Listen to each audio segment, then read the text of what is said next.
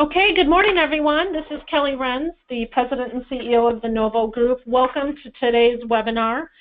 Today's focus is talent assessments, de-risking your selection process. Probably one of the most important topics that we hear, both from a quality of candidate selection process as well as quality of candidate assessments that we do as leaders in different organizations. And each one of you that are part of this part of our audience today, we love having such a mix of HR professionals as well as business leaders, all who have a vested interest in understanding a little bit more about assessments use in the talent processes, as well as some of the things to consider, both the risks and rewards of those and best practices. And we will be turning this over to our guest speaker in just a few slides. A recording of this particular presentation will be made available on our website following this, so it's something that you can reference again in the future. But before we get started, a couple of logistic items for you. First of all, if you are familiar with the GoToWebinar tool, you will see on the flyout menu that you can use to control what you're viewing. There is a questions component. You are certainly welcome to type questions into that area. We generally save the questions to the end only because we're navigating the presentation at the same time. So you can submit those in written format as we go, and we'll make sure we cover those at the very end. Right below the questions menu is one called handouts. There are 5 different handouts that you can collect during the time of this webinar. It is this PowerPoint where you can print that off and use it for note-taking if you want to do a quick print of that. There's some additional information about the Novo Group and some of our practice offerings, including some blogging we have done about related tools and their use in the workplace specific to emotional intelligence. And then, of course, with our partner today, Xcellero, there's some additional information about them and what they provide as services. So those handouts are free to you and will be available during the presentation only. All you have to do is hit print and they will be sent to you, or you can get those locally. So without any further ado, let's go ahead and get started. So again, as I mentioned, I'm the President and CEO of the Novo Group. This is the 4th of 4 installments regarding webinars about the candidate experience. The topic of candidate experience and engaging candidates in our process is by far the hottest topic this year. You couple that with things about employer value proposition and really differentiating yourself as an employer in this very significant war for talent. Assessments are a pinnacle component of that, both from a selection process as well as how we make candidates feel good about their participation and investment in our interview processes. Just a little on my background is I've spent almost a quarter of a century, I can't believe that, 24 years, in the human capital space, largely rooted in all things talent acquisition and talent management. And I'm really excited about the topic of assessments because it has evolved so much over that time.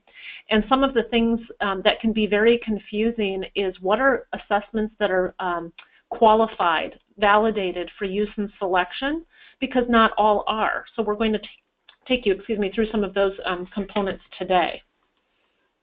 But this is one of my favorite slides. If you've looked at a candidate experience process within your own organization or participated in our other webinars, we've talked a lot about the fact that the former processes we had in our recruitment initiatives and the lengthy touch points that we have for candidates to even just get engaged within our organizations need to change. The deficit of talent and the available workforce is going to get more restrictive before it gets better. As a matter of fact, some of the studies from the U.S. Bureau of Labor Statistics shows that it's definitely going to be about 15 to 18 years before we even start to see the upswing on some available talents in different categories, especially in technical and trade and manufacturing specialized roles. So the average process within a talent acquisition organization is a 27-step process for candidates.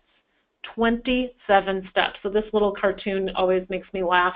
It shows the hoops, the fire, the hoops, the black hole that things can drop into where nobody hears back. And then if somebody's lucky enough to hit the other end, there's still paperwork to finish. And so we're going to ask you to really ask yourselves through this process, what is the candidate experience you're looking to achieve by the use of assessments? Now, before I turn this over in a minute, one of the things that we do is a lot of research at Novo. We look at trends, we look at published studies, we conduct some of our own studies. And ultimately, when we ask our clients and our HR colleagues, why do you use assessments? What is it that you're trying to truly accomplish?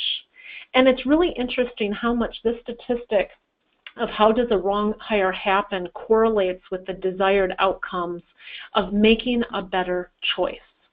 Because we all know in the hiring process, as much as there is a science to it, there is still an art to it, and we will still make bad hires. And assessment tools are a component of that decision process that can help us either validate or confirm what we've learned in the interview process. They certainly are not a substitute for a robust candidate interview process, but what we find is in the haste to fill positions, 43% of people who have said they've made a wrong hire say it was literally lack of patience, that sense of urgency to fill a job. And it's a lot easier to do that if you don't use assessments to make that mistake. So assessments can be a natural component of your selection process that really makes sure you're looking under the hood and understanding the pros and cons of the decision you're making. They can act as that natural brake, if you will, that you need sometimes in a process that moves quickly with candidates to make sure that you make the best hiring decisions possible. And today's candidates do expect some sort of an assessment in their process, and certainly for professional level positions and in skilled trades and skilled environments, assessments have become a norm. However, a lot of companies have engaged assessments without really asking why do they use the specific assessment they have, or what is it that they're really measuring for? Or even more importantly, how does that tie back to the competencies that are important for that organization or for that role's success? So when we think about traditional interview and recruiting models, this 5-step process, which we discussed in the last webinar in more detail, had a real linear kind of process to it. It was open to position, which was generally reactive in recruiting. We made pipeline for candidates, so we're doing the sourcing, and it's typically in traditional practices, the recruiter also doing the research, which is generally different skill sets to actually do those two functions. Then there's this interview process. We affectionately refer to the interview process and the time it takes a candidate to move from first contact within your recruiting process to what we call the disposition decision, either the go or no go as a candidate, as the candidate shelf life. And anybody who's been in other conversations with us know I also talk about the fact that candidates are not Twinkies. They're not going to last forever. And measuring that interview cycle is very important in candidate experience. And then, of course, we have the hiring and onboarding processes. But last time we were together, we talked more about thinking about the recruiting process in a broader and more strategic sense to get better outcomes, starting with workforce planning and defining your employer value proposition. Our study that we commissioned a couple years ago about employer value proposition in the middle market showed that companies who had a published and spoken employer value proposition, so a document that was living and breathing and part of their interview and selection process, outperformed their peers. There's also passive candidate initiatives. How are you pipelining and sourcing candidates earlier? How are you engaging with them? We talk about it. Are you hanging out where your candidates hang out? The candidate experience, how are you evaluating it? That average of 27 steps, we recommended that you as an individual, if you really want to know the quality of your recruiting process, become a candidate within it and go through the entire life cycle as a candidate and really get a sense of what that's like. Or earmark a couple of candidates in the process and follow them through the life cycle to get a sense of what they're experiencing. And then this next one, the assessment process, that final stage of ensuring you know what you are selecting for and benchmarking that against expected outcomes, which we're talking about today. And then lastly, of course, making sure that you're looking at how to onboard that talent and accelerate their start with you. So without further ado, I'm going to be turning the presentation over to one of Novo's partners, Andy Kindler, who's the managing partner of Xcellero Leadership. I have known Andy for a long time. I've been a client of Andy's in a past life, and we have a great collaborative relationship now. I'm so excited for him to talk you through some of what their organization and with Novo, things that we're accomplishing and things that are provocative for you to consider in your assessment process. So Andy, I'm turning it over to you. Very good. Thank you, Kelly. Good morning, everyone, and thank you very much for taking a few minutes out of your days to talk a little bit about assessments. So Xcellero, just real briefly, well, let me go through my background first. I guess you can read it up there, but the biggest thing about my background is that I love to do transitions and integrations, and I actually started using assessments many, many decades ago, back in 1978, and became intrigued with what they do and what they don't do. And so at the time was actually developing some in college that weren't used for assessment or for selection, but have been using them for selection since 1979. So when Kelly asked to speak on this, it was one I said, yes, I'd love to talk about how we use the right tools but don't misuse those tools.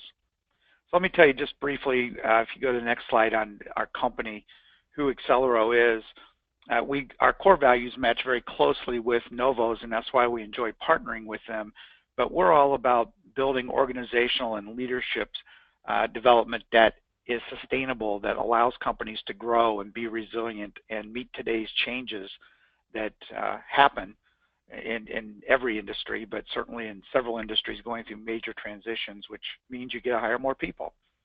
So let's look at assessments, the history of assessments.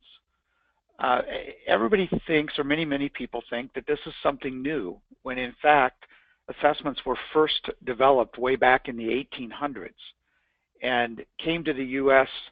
somewhere in the early 1900s. There's debate on when James Cottrell really first started working with these, but they came over to the U.S. in time for World War I because they gained popularity with the military in picking soldiers and officers to work together on teams, if you will, in troops.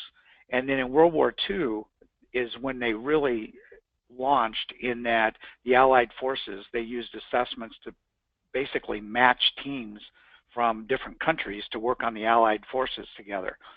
That's what ultimately brought assessments into the workplace. As those officers left the military and started in the workplace in the 50s and became leaders in the 60s and 70s, they brought this assessment process with them.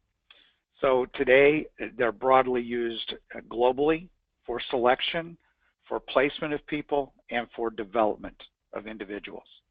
We're going to talk a little bit about all those today. So what are some advantages of using assessments? They are constructed and validated by a qualified psychologist, and that's one of the things Kelly mentioned, that not all assessments are created equally. We want to make sure when we're using selection tools that they are validated, that they have gone through all kinds of testing for unknown biases or adverse selection against the race, gender, all the things that we know in HR they have to be validated for. People, you'll have employees come in oftentimes and say, hey, I found this cool thing on Facebook. You know, what color are you? Is your personality? Or what animal are you? And most of those are not created by qualified psychologists. What we're talking about today are a much deeper developed tool, and we're going to go through how those can be used. So if we look at the research behind them, and what they do is they help you find the best fit candidate, if you will, for an internal promotion or for external hires. They do not say this candidate is going to be 100% successful or this candidate is not going to be 100% successful, because we then get human behavior, and what we're measuring is just really tendencies towards our most likely behaviors, and then you put real life example and culture into play. A significant study around this was done in 1998 that I'm going to presume, since you're interested in this topic, most of the participants do a nice behavioral-based interview and train all your hiring managers on how to do a behavioral-based interview. And they look at the resumes, and then they read the application letters, and then they do the behavioral interview. But the study said that the resume, which I show you my past experience and past successes, and I write you a nice business letter that shows that I can communicate at a professional level, these are the least effective indicators of my potential success in your company and your role. And one of the things I always train the recruiters on is that a resume is really just a marketing document. And in a marketing document, what are we going to do? We're going to make you buy our brand, buy our product, i.e. buy me when I'm coming to interview. So I'm not going to put all my failures. I'm not going to put all the stressful situations I didn't handle well. We have to vet that out in the interview process. So when we think about that you're really reading a marketing document, and it makes us look at the product, but it may not make us buy it, or maybe it shouldn't make us buy the product. What happens is we end up having unconscious biases, and that can come out in those. I have a quick story about unconscious biases that really made me understand the use of assessments, and that way back I was the recruiting manager in 5 companies owned by 2 brothers, and we had usually, if we could get down to 50 jobs open at the time, I was feeling really good, like I was on top of my job. No chance, but that's how it felt. So Friday night, we're all young, in our early 20s. We're all going out to the bar after work, celebrate end of another week. My assistant, Anna, I can still remember, her, comes in and says, I'll have a beer waiting for you because you're going to blow this candidate out in 10 minutes. And I said, what are you talking about? She goes, he's wearing a yellow tie. And I said, Anna, what are you talking about? She goes, you always blow out candidates with yellow ties. So sure enough, he walks in. Literally 10 minutes into the interview, I'm saying, this guy's not the right guy. I'm going to get to the bar, but I can't because Anna's going to laugh at me and tell me, see, I told you. So I drudged through the whole interview knowing he's not the right one. I get over there, and I said, Monday morning, we got to figure out this yellow tie thing. And long story short, the unconscious bias I had developed, I had a boss, a previous boss in the same company, who had bald head, dandruff, terrible breath, and never wore anything but a yellow tie. And I had transferred this bias of yellow ties from all the other bad characteristics. But guess what? I was now using that in my selection process. So assessments take those unconscious biases out of the process, and that's why they're a great thing to add. Let's look at the different types of assessments that there are. And all of these can be used for selection. I'm only going to talk about a couple of them today, but there's the aptitude and interest assessments. There are pure skills assessments. There's cognitive ability, like critical thinking or IQ assessments. And then there's personality tools, which are the most common ones I think used. And then emotional intelligence, which is relatively new on the scene since really the 1990s.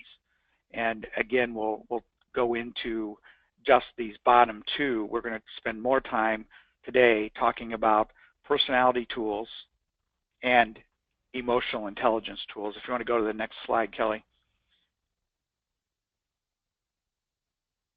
There we go.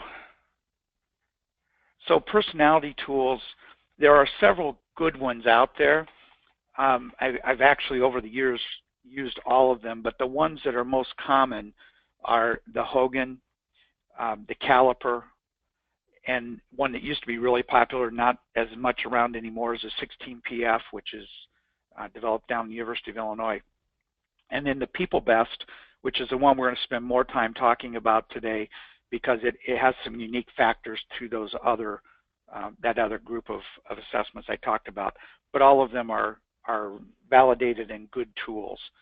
And then on the emotional intelligence side, as I said, it's new to the arena. but being used more and more by client or by candidates, by companies in assessing especially their executive level talent. And there are a lot of those. It has got a little bit of a pop psychology going right now because it's becoming so popular. There are two primary tools that measure all of emotional intelligence. One is one developed by Harvard that we're going to talk more about today, and one that's developed by Yale. The others, probably the next level down, is the one that's all over the internet with Travis Bradbury and his Emotional Intelligence 2.0 or EQ 2.0. So again, if you're going to use for selection, I would use the one from Yale or the one from Harvard because they're measuring the whole picture of what EQ really is. So let's look at when do we want to use this type of a tool. And it's really throughout the entire life cycle of an employee. And I think when an organization really gets the most value out of this is not just with selection, but they're using this tool to bring in the right people, or these tools to bring in the right people to develop the people that are already in the organization so they don't have to go outside and bring in other leaders into the organization, for succession planning at a level of, am I ready today if an opportunity comes open? Do I have a year to 2 years of development, or do I have more than 2 years and I'm just getting started as a leader? These tools let you say, this is where I need to get experiences for these individuals and what particular skill development they need to develop their competencies. And then the last one is when an organization really integrates the assessment process into their talent continuum, and that is when they do success profile development. So you can do that across your leadership and say, what makes a leader successful at our company versus another company? And we've probably all got stories of a great executive that came in and had great background, fabulous references, and just doesn't perform in our organization the way that they had in their past career, usually end up leaving in short order. And oftentimes that's because they don't match the uniqueness of what our leadership culture is. Another example is you can do it in a job family, for example, sales. We do this quite frequently with sales departments of what makes a salesperson successful at ABC may not be the same as XYZ company that just came from. So that's when you're really integrating them in. You use the same tools, then you're hiring to them, you're developing to them, and you're job matching to them. So why should we use them? This is a little analogy. Again, I mentioned I'm sure you all have behavioral interview processes. You've trained your managers and all your hiring managers and your HR recruiters all in doing a good behavioral interview process. And when we do that, we get a good X-ray look because we're not allowing the candidate to project what they would do. They're having to tell us what they have done in similar situations. But then when we add the assessment piece at the end before we do our final interview, we now are getting an MRI. And you've all probably seen the difference of the slides of a broken arm and an MRI picture of your arm and an X-ray picture of your arm. You get a much deeper, much more detailed look with the assessments. So what we recommend you do is get to your final 2 to 3 candidates and then do this level of assessment. You can do them on the way in for a broader group, but when you really go into that final interview, do them before. What the mistake we see companies make is waiting until they've got their final candidate and they say, okay, now we're going to have you do these assessments. Well, now you're trapped because it looks like when you see things that don't fit your organization or you didn't pick up in the interview and only one person did the X-ray or did the assessment, the MRI level assessments, now you're running a little bit of a risk because it looks like the assessment is knocking them out of the job. So we really strongly encourage companies to wait and get their final 2, 3 candidates, then run these assessments, then go back and taking the knowledge you have, create interview questions, and all the final interviewers are digging deeper into these particular areas. If in fact they're not going to be a good fit, that will come out in the natural final interview process. So we thought we'd pause just right.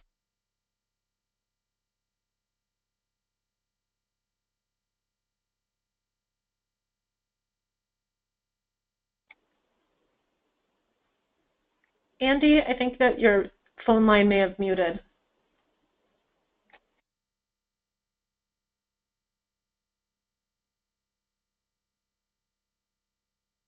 Well, we'll go ahead and continue, and Andy, I'm sure. Oh, okay, Andy, your connection was just a little bit off for a second when you paused for the questions. So if you want to just restart what you were saying, I don't think the group got to hear everything you were saying. I don't want them to miss Okay, out. good. I don't know why, because I'm muted. I don't know if it's an internet issue or what, but probably cast. I'm in a home cast in the line. I don't know if you heard last what I was wrapping, but we use the assessment test. But usually for the last two candidates, and what I was saying is we'll pause this question just generally around the assessments and how to use them, and then we're going to deeper into a couple of assessments that we talked about, personality.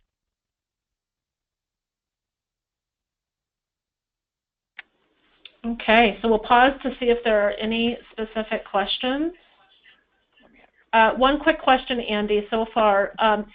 How can you tell the difference with assessments of which of the categories they really are? Is that something that should be published by the organization creating it? So looking at ways to understand if it's calibrated and validated, if you will, for selection, development, succession planning, or success profile development. How do you know which one is appropriate when you're looking at all of the different assessment tools out there? Any guidance for our audience on that? That's a great question. Can you guys hear me now? We can. There's a little bit of feedback on the phone. My guess is it's an internet connection, so there is a little bit of feedback. Okay. I went to a cell phone, and is that better? I got off the internet connection. Okay. I think it was the internet connection we had. Sorry about that. So which one you use is really, if you stay within those the tools that I have, it's finding one that you believe your organization will match the best with the language of them and how much feedback you get from the whoever's helping you administer them. So whether you get trained in them yourself or have somebody do the feedback for you, that's what you want, is somebody can help you match up to your organization. Really, the same tool can be used for all of those. They should be used for within the company for development, for selection, for profile development, because that way you're getting the same data consistent throughout the organization. And then at the end, Andy, one of the questions that I'll probably address when I wrap up, I'll come back to, is some of the best practices of implementing a new assessment tool into an organization. So we'll cover that at the end so we can make sure we get through all of your content. So the floor is back yours. Very good. All right, let's go into a couple of these, the personality grouping and the emotional intelligence set of assessments.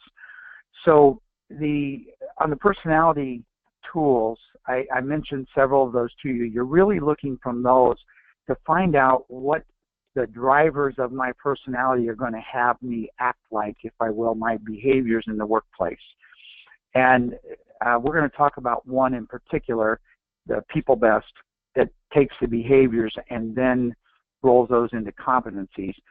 The emotional intelligence is really measuring and looking at how well developed my social and emotional skills are. And I love this picture. You've seen people like this, where they can't appropriately modulate what they're trying to say, and so it's one of my favorite pictures. But think about the combination. If I know what my behaviors and competencies are, coupled with what an individual's emotional response is going to be, I have a lot of rich data to do things with in the organization. So let's go on to the next slide. And we're going to talk about the people best, but all of those ones I mentioned to you previously are all built around what's called the Big Five personality drivers. It's kind of considered the gold standard of assessments. And those 5 dimensions are really down listed below. That's the psychological term. If you think about the business terms to those, neuroticism is really thinking about our nature of reaction to the world. So how emotionally do I respond? How quickly do I bounce back from a crisis? And what's my worry level? Am I constantly worried? Am I a laid-back Hawaiian level of pace, or am I a hyper level of pace? All of those are under our neuroticism of how do we respond to the world around us. The conscientiousness is really looking at how I channel my effort. Am I one who's highly obsessed with what I do, or if I'm a little bit more undisciplined? And that starts giving us insights into culture fit.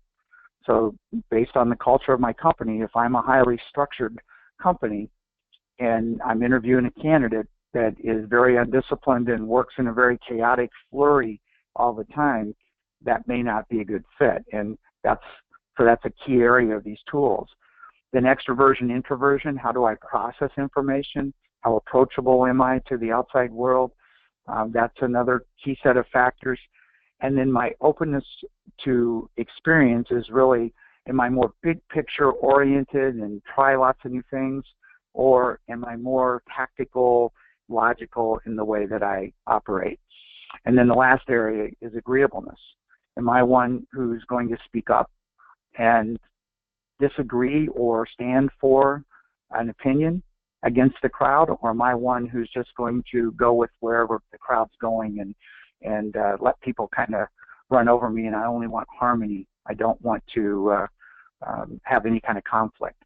So those are the big 5 that come up, and the People Best takes those and turns them into our behaviors rather than just a report that tells us what our personality drivers are. One of the reasons we like to go to the behavior is as we mature in our professional life and just in our life in general, we learn how to work around. I'll give you a great example. My mom would tell you from the day I was 2, she knew I had no detail orientation. And I've had to learn to work around that because I can't run my life with as little detail orientation as I really have. So I've learned workarounds to that to build systems. I know what kind of people I need to work with me are on my team. And that's not going to show up if I take the Hogan. It's going to say that I'm very likely very unorganized, that type of thing. If I take the People Best and I get it in behavioral terms, it's going to show up, but it's going to give me language as an interviewer to ask questions about how do you work around this so it doesn't get in your way. It also allows you, this tool allows you when you're onboarding, if you hire somebody and you say, wow, here's some key, they got 90% of what we need, but these 10% could be a derailer for us. We need to work on those right away to get them into our culture. Now I can build an onboarding process right around this as a integration plan as opposed to a development plan for a current employee.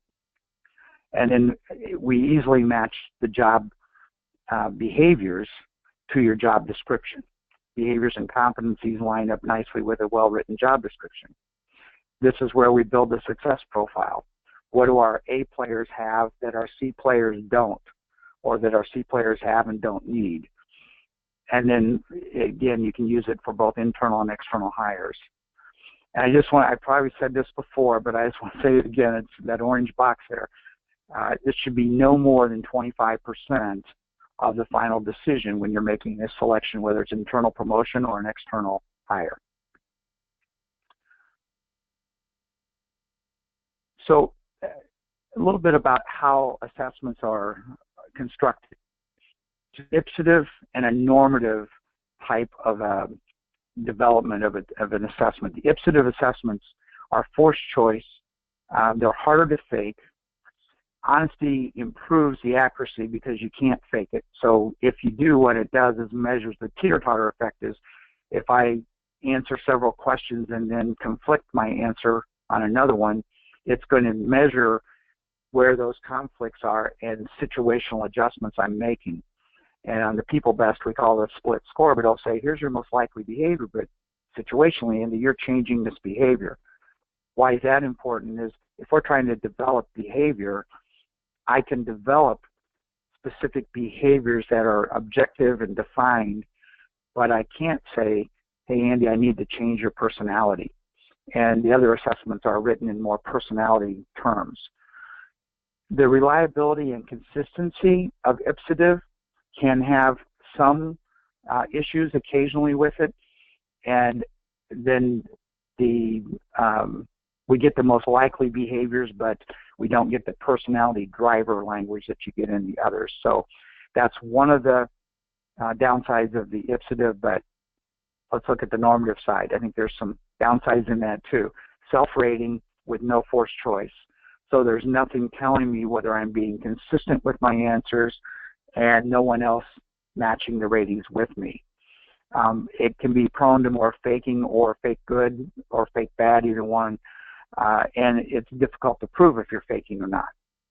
The scales are totally independent of each other in a normative assessment, and it does give you, though, stronger reliability and consistency.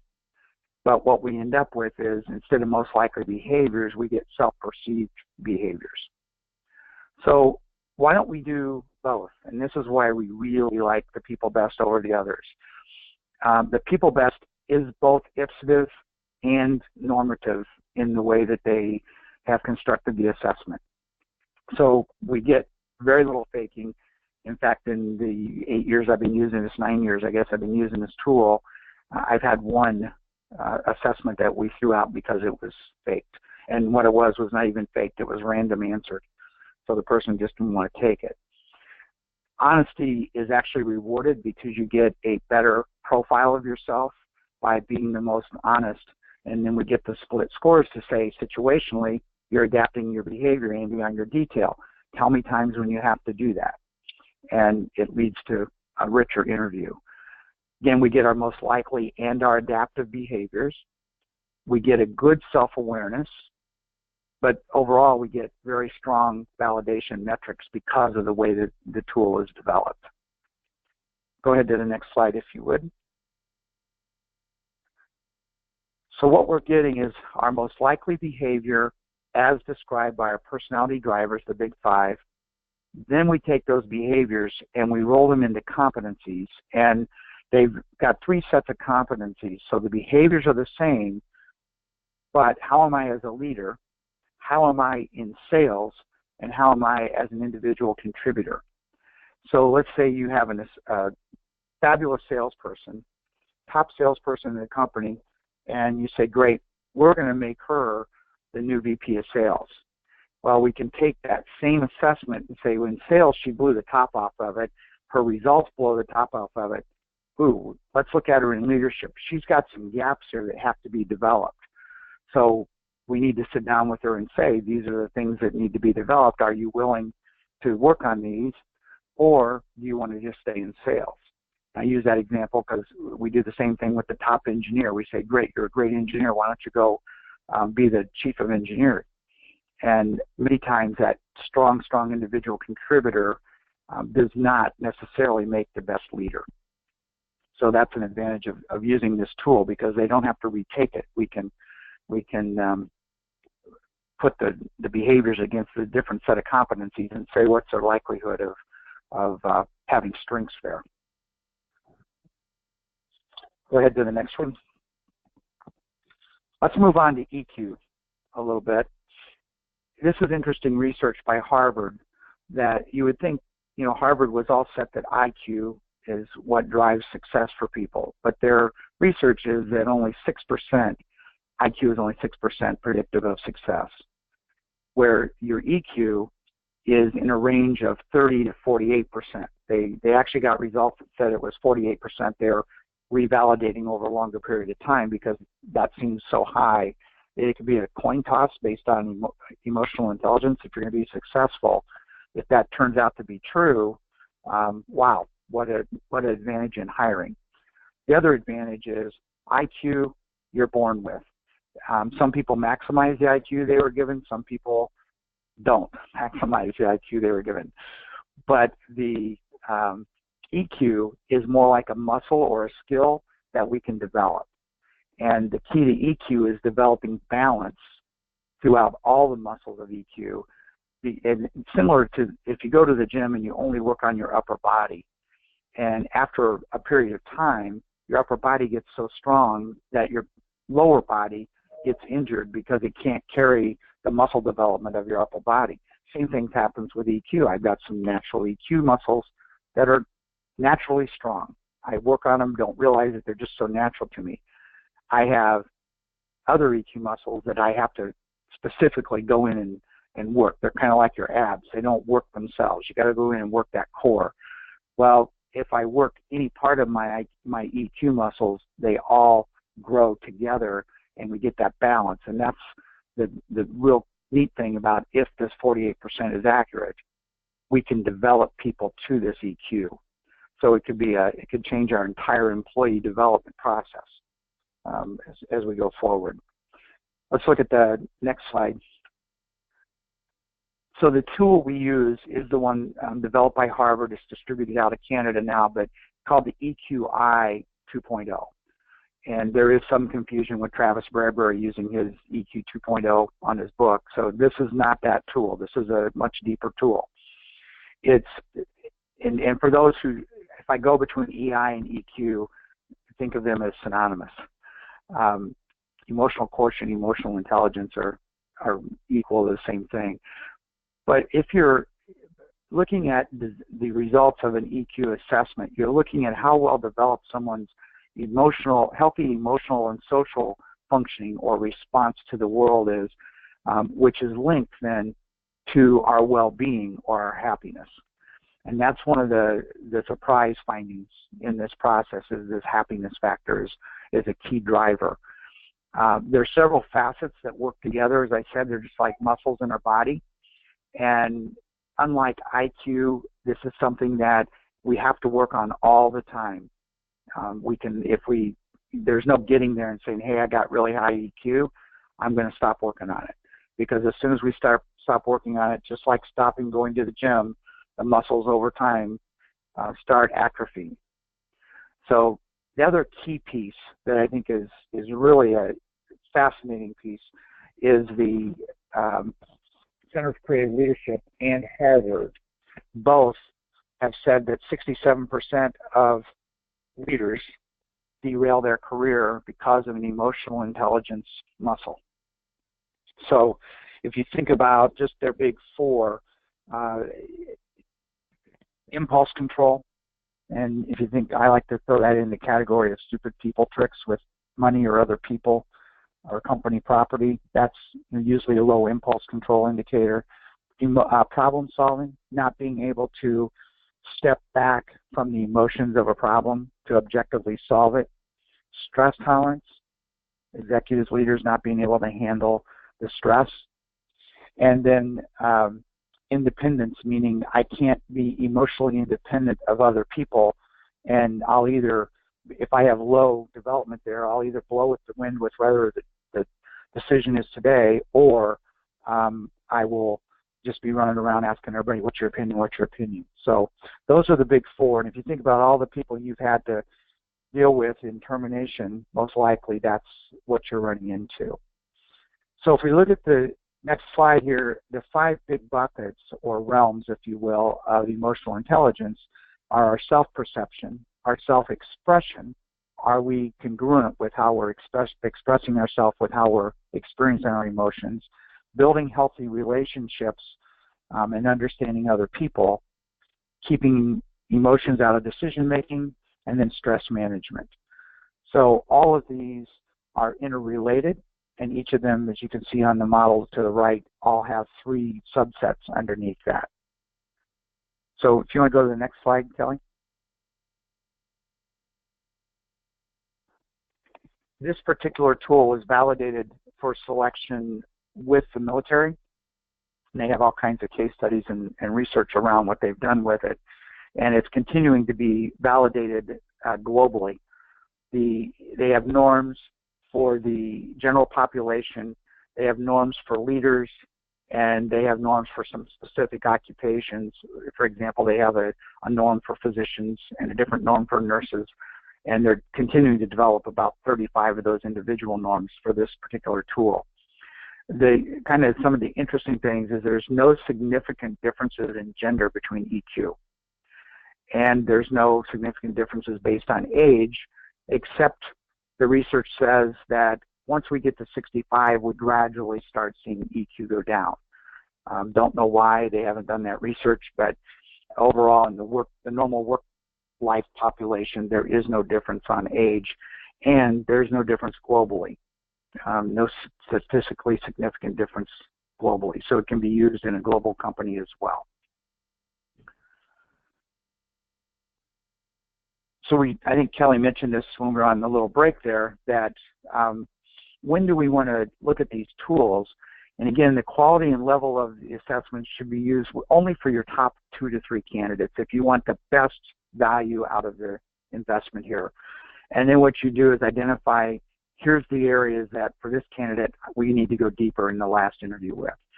For the other candidate, it might be different, but you're getting that MRI look.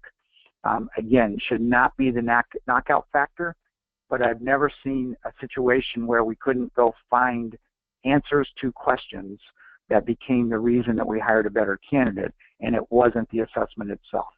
We had their answers to make the decision go with somebody else. Don't overinterpret. They're only assessments.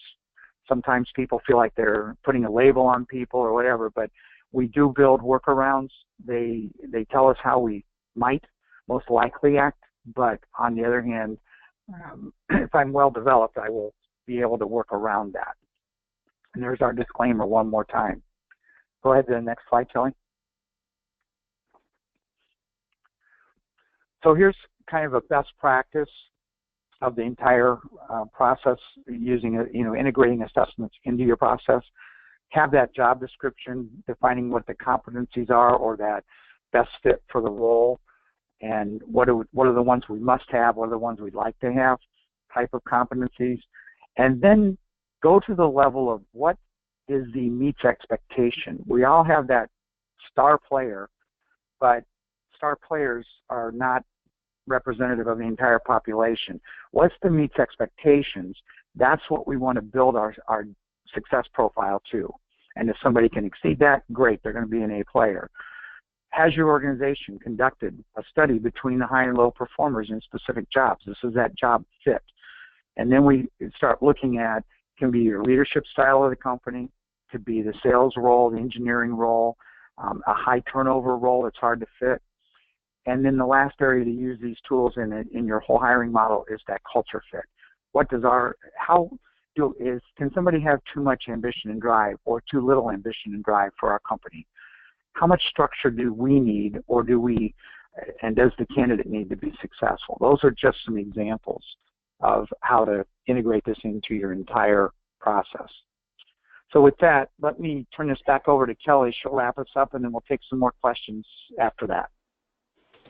Thanks so much. That was good oversight and overviews, Andy. So we'll make sure that we get you looped back in here for questions. So just in summary, what I want to take us through and then get to the questions from our audience. When we think about how your organization needs to evaluate to use or not to use assessments, just some really key reminders that assessments are not all created equal. Make sure that you're choosing the one that best fits your organizational culture, as well as a match for measuring what you actually want it to measure. The other is, of course, that there are different measurements for competencies, skills, knowledge, and behavior. So when you look at different tools, understanding what they're truly measuring, how are they validated, getting some of the science behind them is really important for you in your selection of different tools. Every assessment should have validity testing data available, and you can ask your sales reps for those. There's information that provides how they go about the process of and the construct, if you will, of the assessment, how the studies are conducted, how it's calculated. It's got good information.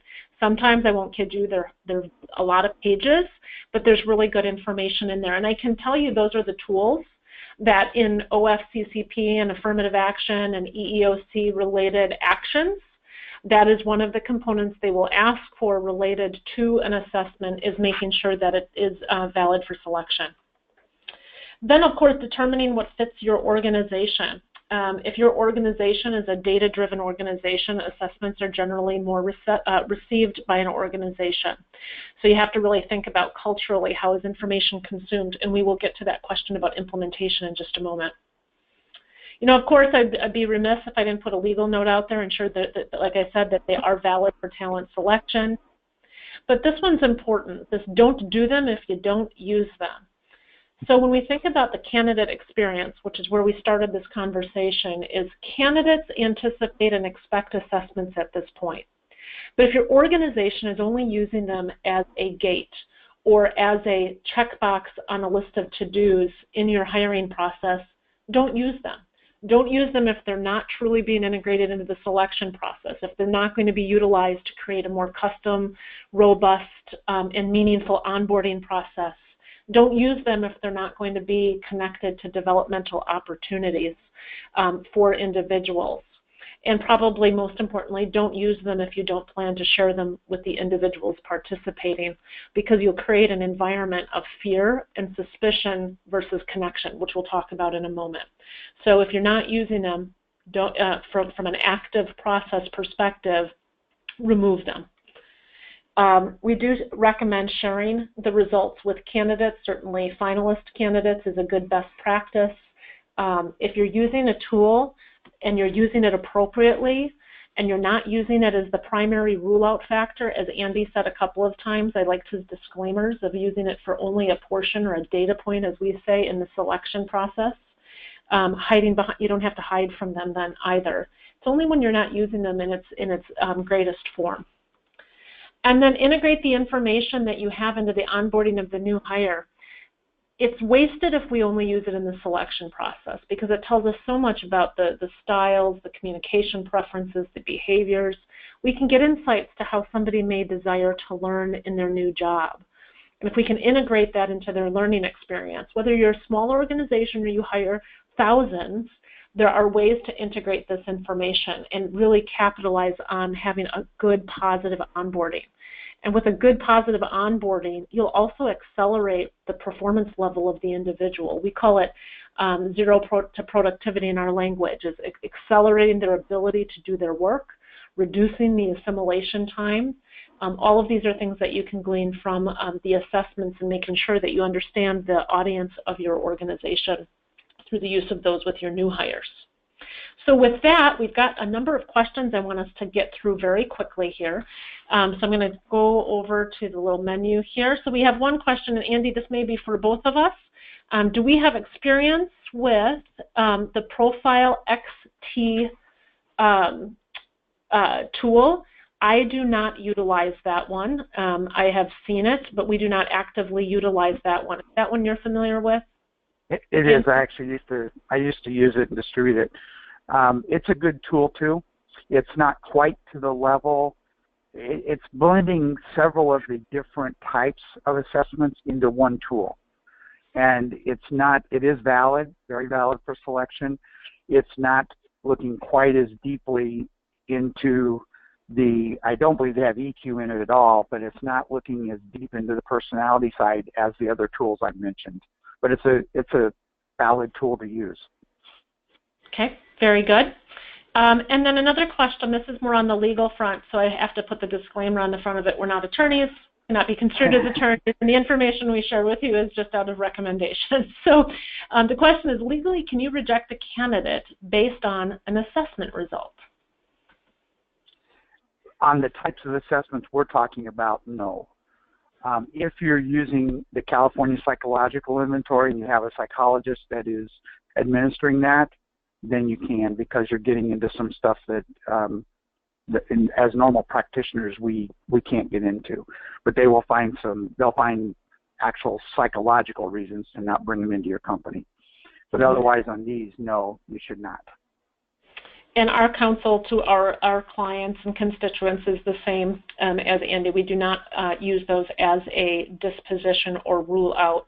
We didn't get into technical assessments today, so think about the world of IT and some of those specializations.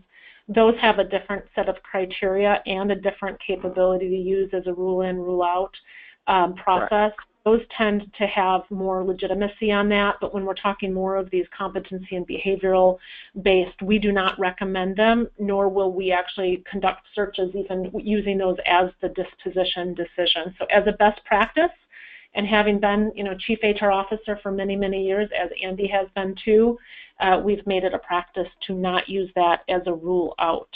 That's some of the dangers of being too rigid in the use of assessments is you will actually get yourself into hot water, and that's why the importance is understand what you're using it for and how it fits your organization. Okay, I'm going to tackle the question about how to implement a new assessment successfully in your organization.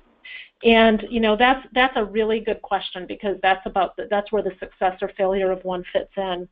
When you've identified a particular tool you're interested in using, there's a couple of key things I'd want you to consider as a takeaway, and having run a lot of implementations of assessments, as well as taking them out of organizations when they've become, I'll call them, defunct or no longer active. The first is you've got to have a group that's willing to be a pilot. That means participate in taking the assessment. That means being able to utilize it in the selection process, in some team building or team construction, whatever the tools being brought in to do, really perfect it in a pilot group and see what the responsiveness to it is. What are the questions that get raised? Really understand that. And then the second is, as you decide to roll something out, do not only certify human resource professionals as your champions with the tools. Get some of your other business leaders to be your champions about the tool in other areas of the business. Prime targets are those that have the highest hiring needs. Get other people in the business as enthusiastic about it. So assessments that are HR programs are not nearly as successful as business programs. So you have to pick a few people who are willing to do that. And then lastly, make sure that you're sharing the results of the assessments with your employees.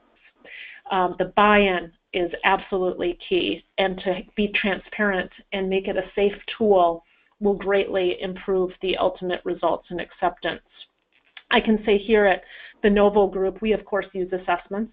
We have a saying here that if we're willing to do it to our clients, we have to be willing to do it to ourselves. And with that said, that we've got a number of assessments, and the ones that Andy has shared today and a couple of others, where we very actively utilize those and discuss those in terms of how we construct our teams, performance feedback and coaching, onboarding, and so it's become kind of a natural in our environment as well. And Andy, I don't know if there's anything you'd want to add to that success. I'm just going to add, that was excellent. I'm only going to add one other thing. In the pilot group, which is, I just can't emphasize what Kelly said there enough, that's the way to roll them out. I would really try and get everybody on the executive committee, not only the executive committee, but everybody on the executive committee to be in the pilot group, because I've seen it derail because one or two people on the executive committee didn't participate. So that's my only kind of extra thing to add on, is try and get that as part of the pilot group. Absolutely. Thank you. All right. Well, we are at the end of time. Two last follow-up items. Again, thank you for joining us today. The series of webinars can be found on the novogroup.com/videos link. Some contact information about both our organization and Andy's is here. And please take a few moments following this to fill out a short 5-question survey that helps us make sure that the content continues to get refined and is meaningful to you, because your time is valuable. We appreciate the time you spent with us, and your feedback is always taken into account and appreciated. So again, have a fantastic day, everyone. Andy, thank you for your participation and leadership on this. Happy recruiting, everyone. We'll talk to you soon. Bye-bye. Thank you. Bye.